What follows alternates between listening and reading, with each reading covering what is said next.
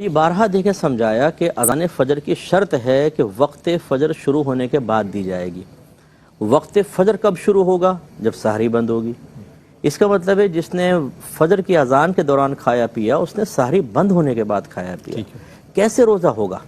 کوئی آپ نئی شریعت تو نہیں بنا رہے نا کہ ہم اللہ اس کے رسول کچھ بھی کہتے رہیں، جو ہم کہہ رہے ہیں وہ ٹھیک ہوگا، یہ تو غلط بات ہے۔ اور اگر ہم ان سے پوچھیں کہ بتاؤ کہ سحری بند ہو جائے پھر بھی اگر کوئی کھائے پیے تو کیا ہوتا ہے؟ روزہ ٹوٹ جاتا ہے۔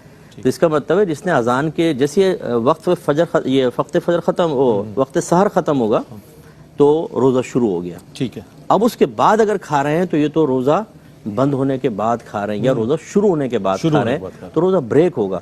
اور جان بوجھ کے اگر روزہ توڑ دیا جائے تو اس پہ تو کفارے ہوتے ہیں، اور یہ سب لا علمی میں ہوتا ہے، اور یہ سب جہالت کے اندر ہو رہا ہے۔ تو اس لیے مطلب یہ کہ بہت احتیاط کرنی چاہیے، اور جو علماء کہہ رہے ہیں اس کو سنیں، اپنے گھر والوں کے اس پہ نہ چلیں۔ یہ روش ٹھیک نہیں ہے کہ جی ہمارے آباء و اجداد ایسا کرتے چلے آئے۔